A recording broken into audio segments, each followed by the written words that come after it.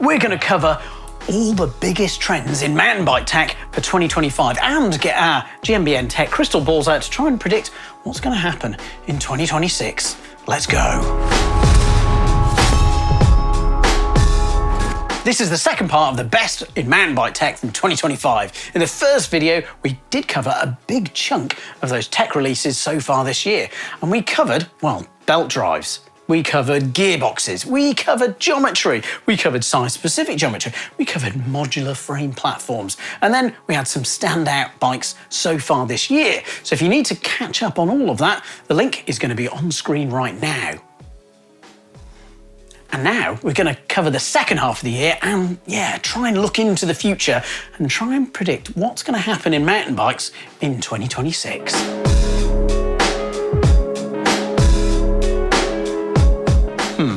We've got to cover some bad news first. We didn't really talk about this in the previous one because we tried to jam in lots of really good tech. This last year in mountain biking has been tough. I can hear some of you asking for who, as the trails and the mountain bikes themselves have been the best they've ever been in this magical, amazing journey that we're calling mountain biking. And that's probably a valid point. Why and who has it been tough for? This year has been tough on the bigger and medium brands making our bikes. Why? Well, it's quite a complicated situation, but in brief, the market headwinds and some of the stranger economic times that we're currently living in, well, they haven't really helped. But it's not just those alone. So what do I mean by market headwinds? Okay, I mean in the normal times of mountain biking, the normal industry side, it's the sort of really dull stuff that never gets really talked about. Talking about exchange rates, we're talking about global supply chains, aka shipping. We're talking about the legacy of COVID still. We're talking about interest rates. We're talking about those, well, fun international and national tariffs. Effectively, changes in all of those factors have increased the cost of doing business. And unsurprisingly, that's led to an increase in prices. So prices have gone up across the board for components, for bikes, for all the bits that we need for mountain biking.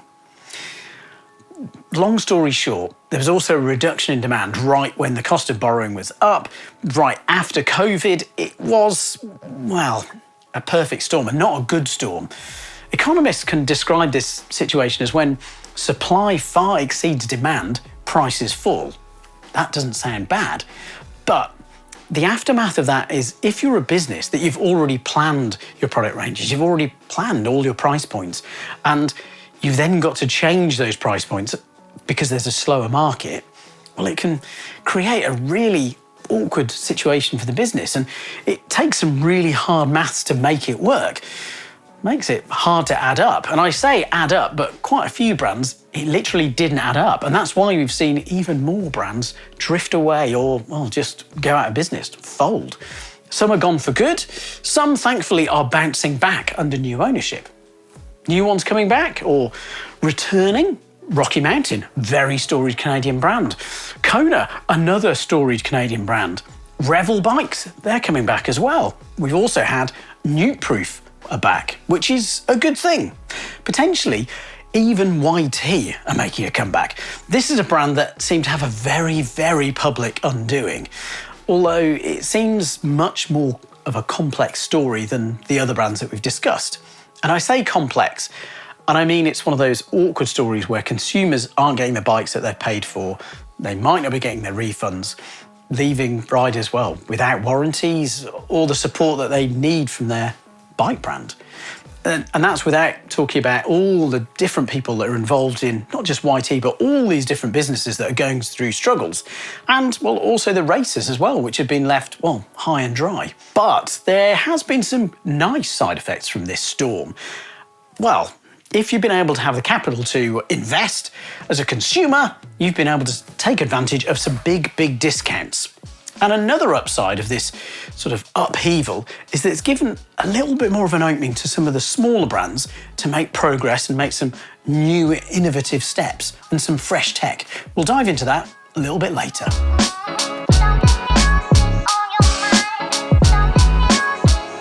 The ultra-innovative drive of mountain biking feels like it's, well, slowing, and it's being torn in two different directions. Both are off-road, but I'd argue that they're sort of at the edges of the sport sort of riding spectrum. Those two edges, well, I think we can frame them as go far and go nah. There's still growth there, there's still innovation, but the innovation in these two separate points does impact the mainstream innovation just a little bit. Okay, first up, we need to talk about something big, EMTBs. Yeah, I know, very specifically, pedal assist. They're not going away. They are a really big trend, and I predict that they're going to keep growing in 2026. No, you don't have to buy one. No, they're not e-motorbikes. We're talking very, very specifically about pedal assist EMTBs. They've got speed limits in their amount of support. They don't have throttles. So just for this sort of trends and futures discussion, if we can sort of park the hate is a strong word, but I have seen a lot of dislike for EMTBs. But if we can just park that, this EMTB trend is a segment that's growing, and in some countries in Europe, hugely. Well, this is the big thing. We've got more folks that are getting into mountain biking. That's a good thing. They're going to enjoy the experience. And EMTBs can make tough, gnarly trail loops more doable for more people. That's a good thing. They can also make the stuff that isn't that fun for lots of us mountain bikers more fun. So in general, I think a lot of the innovation that we're seeing in EMTB is a good thing because it's getting more people into mountain biking. Yes, it is a different sort of mountain biking, but we're looking at pedaling bikes off-road. They're still mountain bikes. Okay, and I'm sorry, this is another probably triggering trend.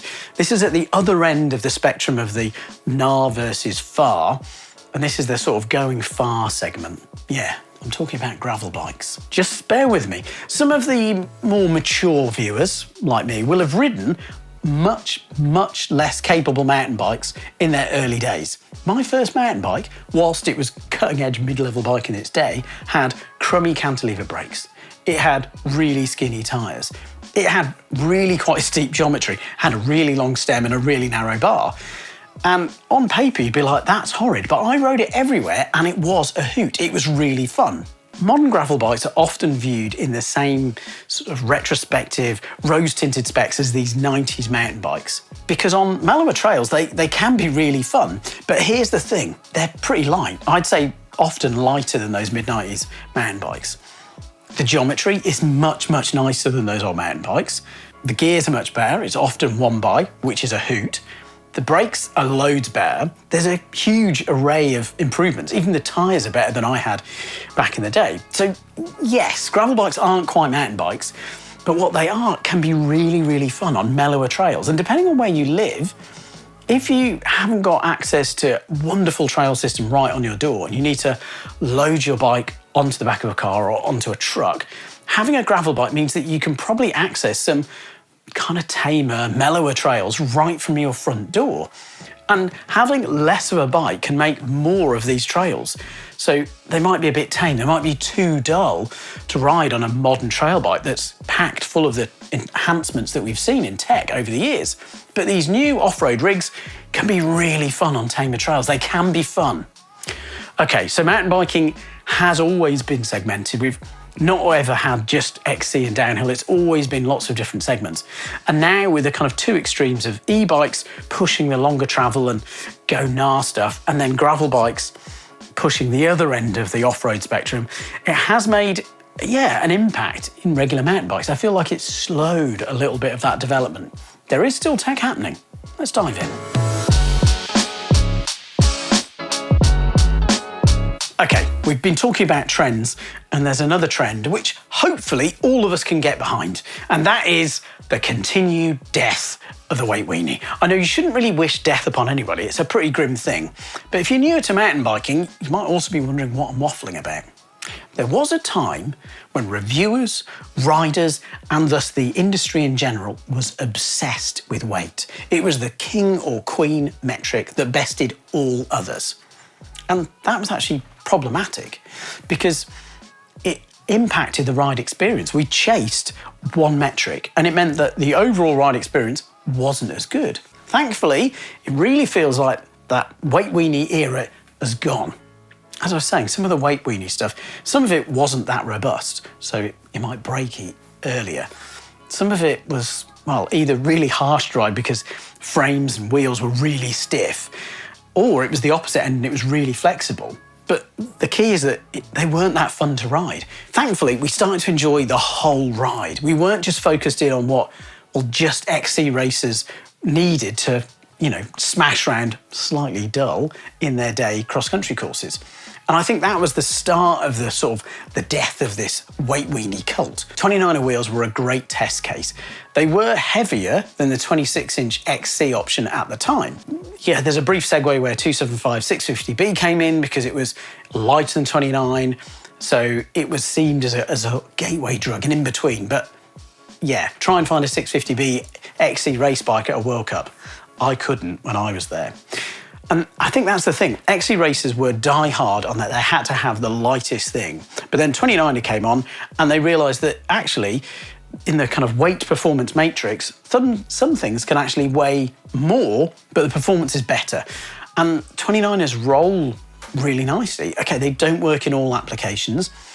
And yeah, it's not just weight that's stalling their use. That's kind of ride feel.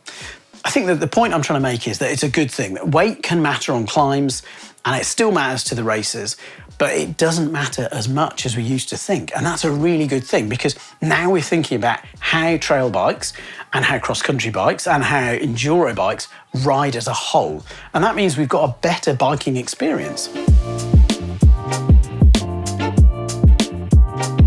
Okay, the traditional trail mountain bike could be seen as going through a tougher technological evolutionary times. But do you know what's amazing? Is that the trail bikes and, well, a lot of mountain bikes that we now have are the very best we've ever had. Entry-level and mid-level bikes are genuinely awesome. A decade ago, well, geometry was much steeper, they were much taller. We had 2x drivetrains still. I mean, there's been a whole smorgasbord of updates, but at the core, modern trail bikes are better for riding. The riding experience that you can get on a modern trail bike is more fun. Yes, we're nerdy here on tech, but fun is a mountain bike essential.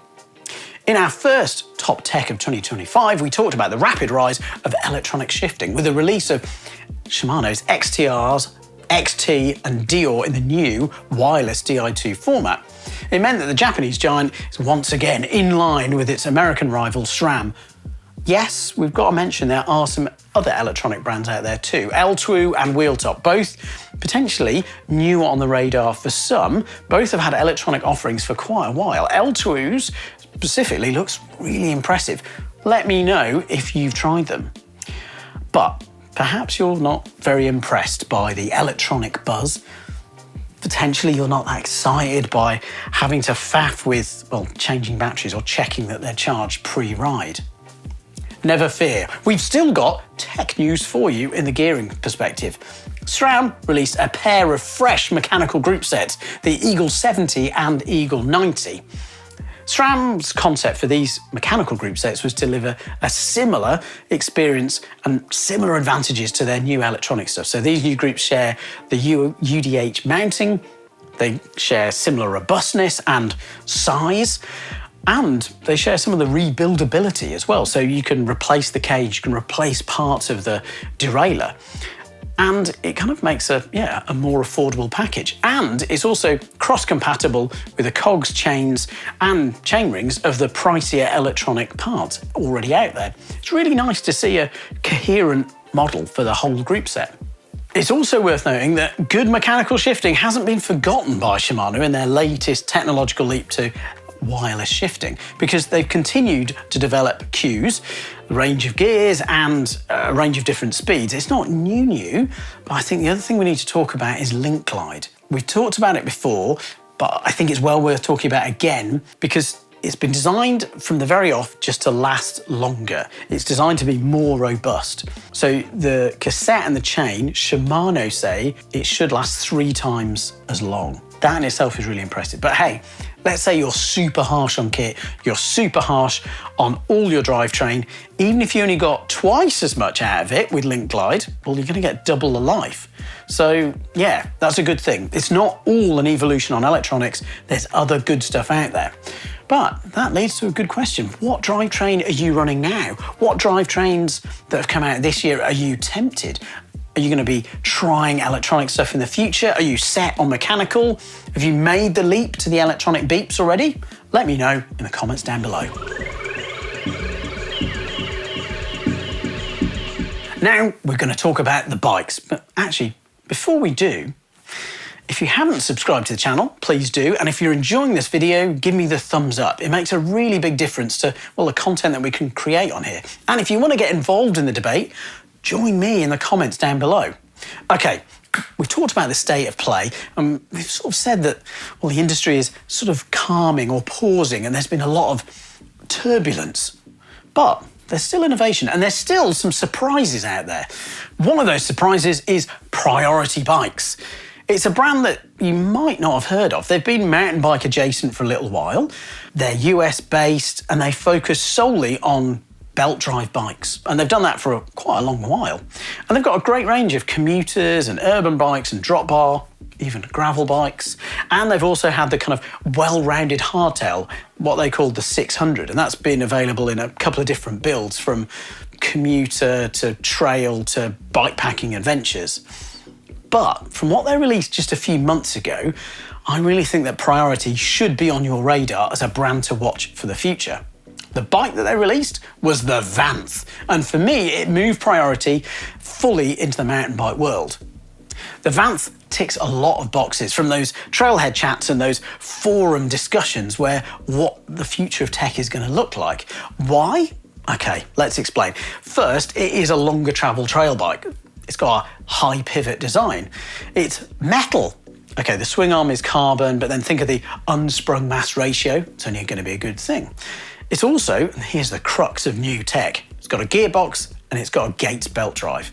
There is a heck of a lot going on with this bike. The belt tensioner is being custom designed by Priority. It's got a wonderful showcasing of all the future tech that we actually talked about before. And, well, for some people that are really wanting to try a belt drive and a gearbox in a longer travel platform that's in the affordable spectrum, this could be the bike. For steeper, gnarlier terrain, it's a really interesting option. So, I'm going to ask you again, what do you think? Are you tempted by the Vanth? Is it a gateway to more gearbox bikes? Let me know in the comments down below. The Basque brand Orbea is known for its innovation. And actually, in the previous tech roundup, we already talked about the new Rallon and its transformative suspension system. It is really clever. Okay, we could dive into lots of detail, but I'll try and keep it short. So, the suspension setup is switchable thanks to a special lower link, and it means that this one bike could be run as an enduro bike or a DH bike.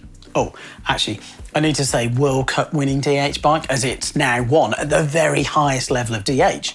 The cleverness kind of continues because they've also got an adjustable mass system where you can, well, add on different weights to play with what we just talked about, that unsprung mass. And because of that suspension link, you can also change how the suspension works. That mass is seated really low down on the frame, and it's really easy to adjust for different tracks. And that suspension is super tunable. It's very adjustable. And I think it's the first production bike that I've seen that delivers what World Cup race mechanics have been doing for a little while, but on a production bike. Okay, say you're not a gravity rider. Bit like me. Well, Orbea has still been very busy innovating. They've revamped their Rise bike. Yes, it's had some subtle geometry tweaks, but there's more, much more. Orbea have dug deep into their knowledge into ergonomics and into electronics to create a new smart interface for the whole bike. They've developed this unique HMI, human machine interface. It's a controller of sorts, but it controls the jopper, it controls the MTB motor, so changes the power modes that you're in, but it also changes from the stock RS mode to RS Plus, all via a wonderful, seamless, streamlined bar unit. And actually, I talk about the dropper. They've actually redesigned that too. It's electronic, but it's super customizable too. So you can use it in a normal, just up and down mode, or using Orbea's app, you can set it into a prime mode. And you can set it so it sort of floats perfectly for a climb, and then it will drop. And you can change where it drops to in a fixed point. We've done a whole video on all the tech. It is really impressive. It's a long tile, but it is a really interesting bike. This is the Neuron On Aluminium Collective, making their shorter travel aluminium electric full suspension, well, just a bit more rowdy. Canyon bolted 160mm ZEB to the front of their Neuron, paired it with a super deluxe rear shock, and then a mechanical SRAM drivetrain and SRAM Maven brakes. So it's a burly build, and you've got the stop and go that you need. It's running Bosch's CX Gen 5 motor with a 800-watt battery, so it can make, well, the most of big days out or really big loops. And the whole vibe of this bike, its sort of collectiveness, it's really clever. It's intended to be just more capable, and it's been engineered and tested and rated at a higher ASTM category than the other Neurons. So this one is a category 4E. And interestingly, lots of you might be worrying, if you're a mechanic, that e-bikes are harder to work on, but Canyon are looking at this too. So the size of the pivot hardware has been increased, not only making it more durable, but making it more serviceable with an 8mm Allen key. I think this looks like a really rad bike for a lot of different trails. It's not a huge trail monster truck, but it's still got the power and travel to make tech trails fun, and to make the bits that you might find a bit dull, more engaging. Fun bike.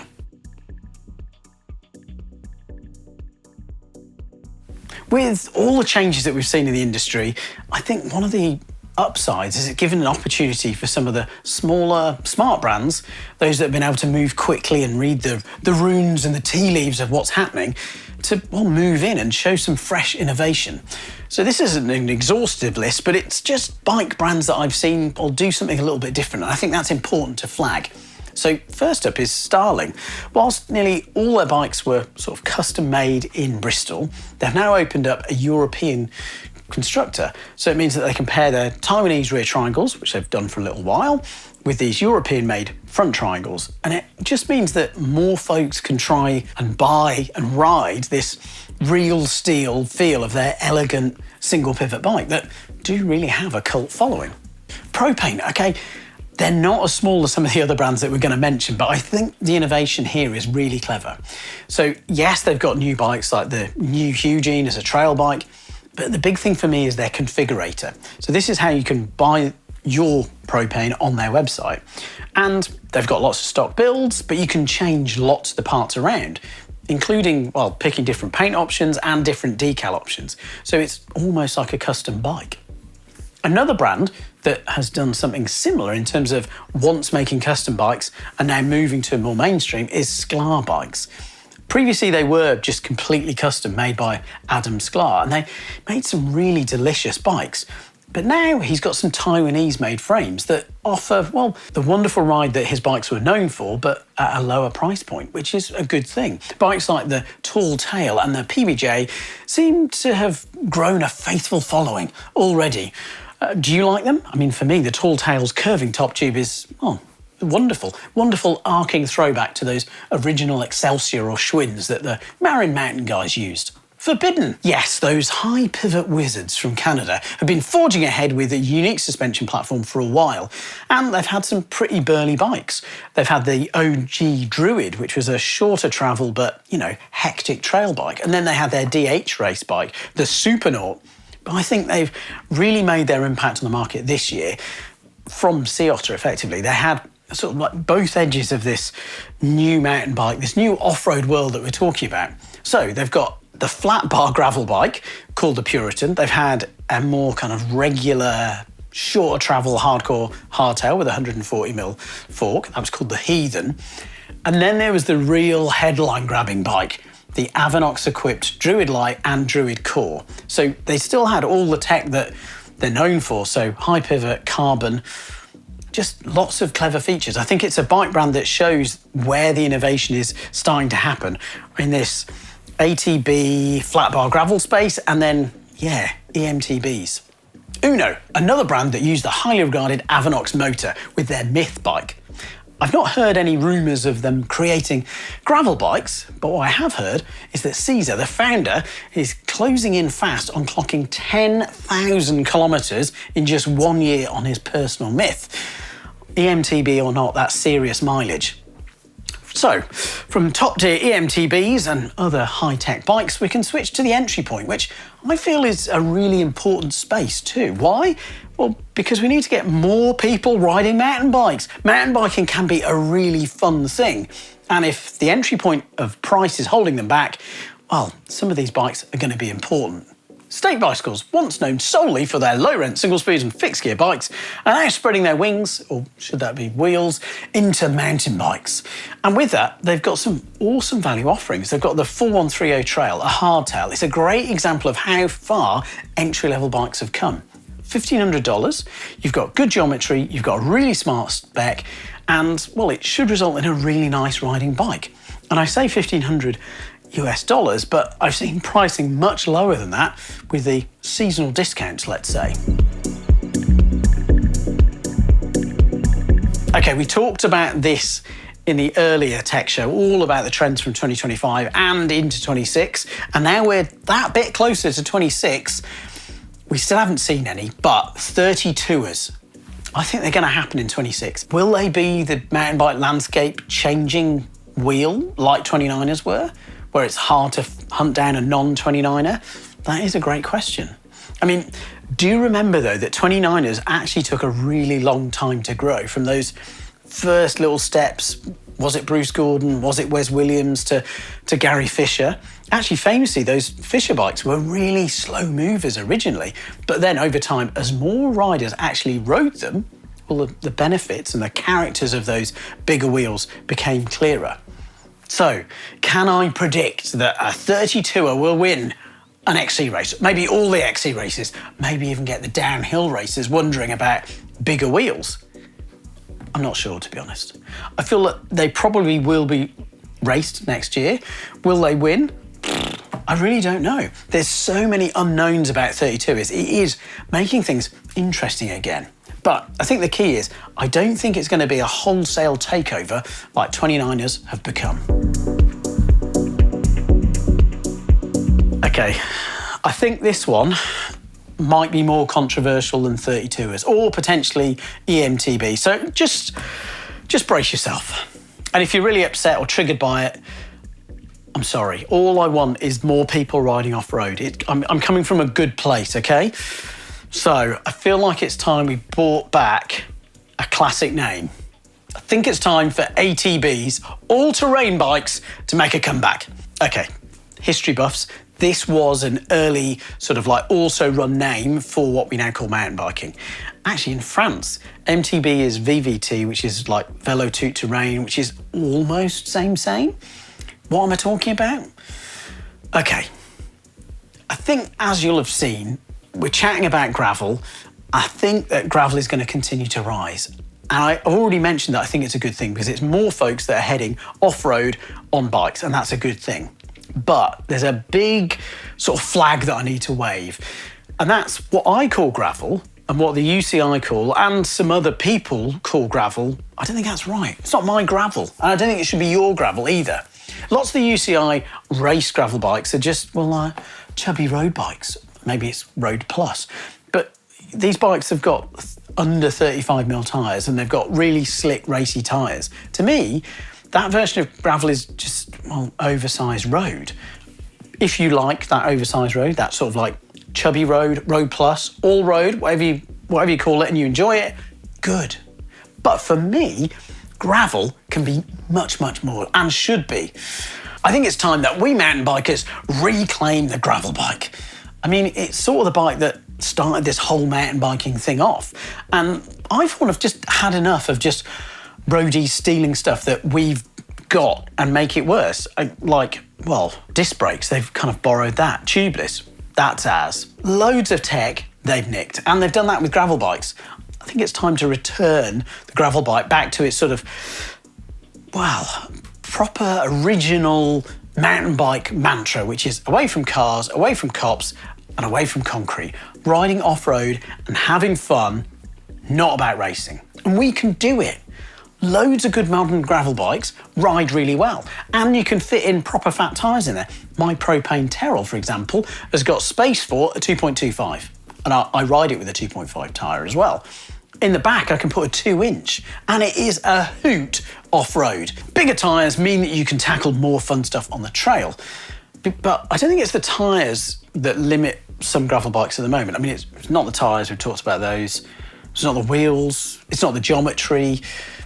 But for me, and I don't think it's just me, I don't think it's anything about the bikes apart from the bars. And that's why I feel like this flat bar gravel or ATB trend could really grow. Of course, I could be wildly wrong again. I'm a bike nerd, I'm not a soothsayer, so I think some of these might be wrong. And whilst I've got lots of sort of industry experience, having worked in the industry for around 15 years, yeah, pretty sure I've got some of these trends and predictions wrong, but that's okay. That's what's fun about guessing about stuff. I think the bigger question is, which ones do you think will happen? Which ones should work? Which ones do you want to happen? Which ones do you want to bubble up and actually be the next big thing? Are you going to be a big fan of gravel in a flat bar setting? Let me know in the comments down below.